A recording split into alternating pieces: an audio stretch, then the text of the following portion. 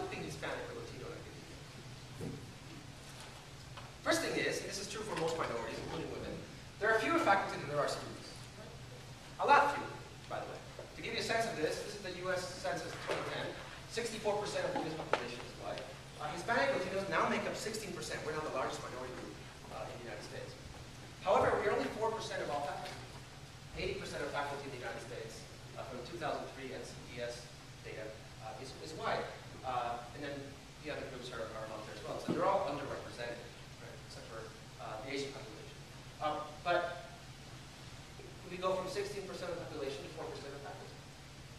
Okay, so there are fewer of us on campus as faculty than there are students. We're less likely to be tenured or promoted. And this is actually really, really hard to find data for. So as I was thinking about this, and I've been talking to the APSA, which is the professional association, and trying to get some questions into their next round of surveys to kind of get into these things. But I did look at some data on health and some other statistics. And here was the funny thing. If you look at, well, I'll just tell you a little bit more about it. The tenure rates were actually significantly lower. And in fact, being on tenure track is also lower. And here's some of the data, for example, right? So if you look at just white faculty and Hispanic Latino faculty, according to the 2003 NCES, which is the national, nationwide study from the Department of Education, 85.8% of professors in the United States, full professors, are white. Hispanics are 2.6%. But what's interesting, though, is notice a couple things that I think jump out at me. Right? The first thing is the only dip is around assistant professors. But for Hispanic population, it's a consistent rise.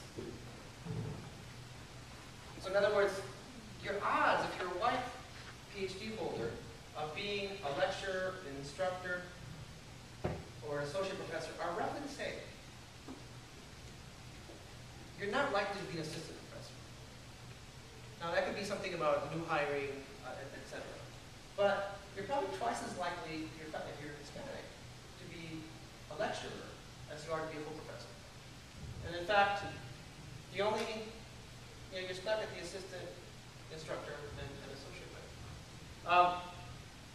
They also looked at, I looked at some other data that I didn't build charts for, but in the medical profession, for example, women were less likely to get tenure than men in various health fields. There was a study about that. And then they also looked at minorities. They didn't look at Hispanic specifically, but the same thing was true as well. So there's actually a higher attrition rate of minority faculty in general. This includes women as well, for various reasons, right? So they come in as assistant professors, they either don't make tenure or they leave academia and they go do something else.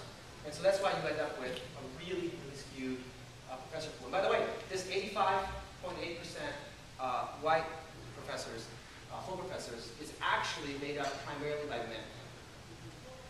Almost 70% of all full professors in the United States are white men. The other interesting thing is that we barely exist in some fields. Right? So looking at physics, for example, I was surprised to find that there are 70% of physics departments in the United States that do not have a single person who is either Hispanic or black on their faculty. In other words, 100% white in 70% of all physics departments in the United States. And then Indiana University did a study of the Big Ten universities, and they found some interesting things as well. So here's, I'll get to that with this. We're also concentrated in subfields. I'll show you the IUB data a little bit. For example, I found this study about in family medicine about women and minorities. Women made up about 7% of all of the faculty in the health sciences profession, right? So medical schools. They made up over 50% of the faculty in family practice. And it's minorities in general, about 40% of that as well, right? So and there's a reason why I keep bringing up these numbers, right? There's an interesting thing. Why do I think Latin American politics? And in certain universities, right, so here's the IUB data that I wanted to show you. So they looked at, and this is just minorities in general, not just Hispanics, right? So across the Big Ten schools, right, so, Michigan, Indiana, Wisconsin, et cetera, these are all, Midwestern, wholesome, 10.6% of the education faculty were minority. But by the time you get to biology, it's 1.7. Business, 2.7. Right? English, 8.7. And history, 7.5. That's another interesting thing about this. It's not just that fields seem to be overrepresented or underrepresented. Certain fields make more money. Right? Education professors don't get paid as well as biology professors. So there is an economic component into this as well. And the interesting thing is, you're not going to have Latino biology, but you're likely going to have, Latino studies. And so that's basically all I have. I mean, it's interesting for me that if I walk into a room of political scientists, it will be assumed that I either teach Latin American politics or Latino politics. In the same way as if I were a woman, it'd be assumed that I teach gender, or that somehow I carry a force on that. Right? Or that if I were black, that I teach minority politics, or something along those lines.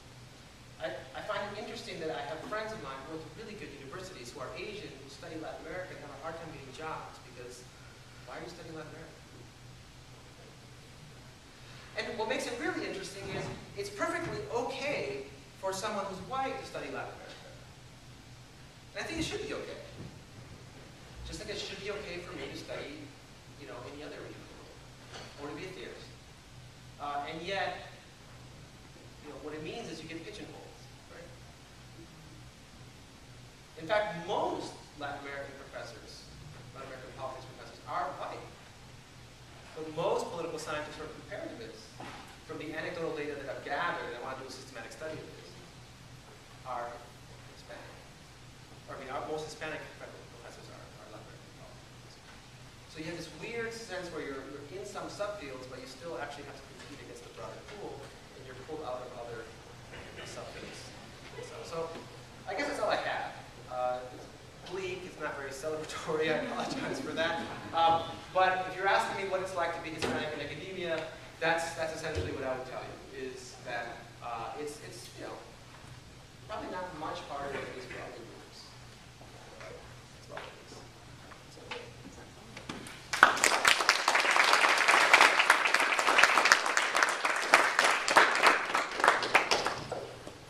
So I guess there's a Q&A period or something, or is that, we just go straight to Q&A? Okay, I don't know if there's any questions you guys have for me or not. I'm going to ask the obvious. Yes. What's the difference between Hispanic and Latino? Thank you. I'll be honest, I don't know. I grew up thinking that I was Hispanic. That's the term that I used. And then I went to college and found out that apparently Latino is a preferred term. I do know that there does seem to be a distinction between, there's a political tone to Latino that doesn't exist in Hispanic. Right? Hispanic is a little broader, and Latino is a little more maybe recent immigrant or something like that. I know a lot of Mexican Americans who prefer Chicano, right? So a lot of people will use the specific sort of nationality that they're from. A lot of Puerto Ricans prefer either Boricua or Neorican or something. So there are all these terms, and I think that's what's interesting about this whole 50 Shades thing that I want to, play up with. I have not read the books, but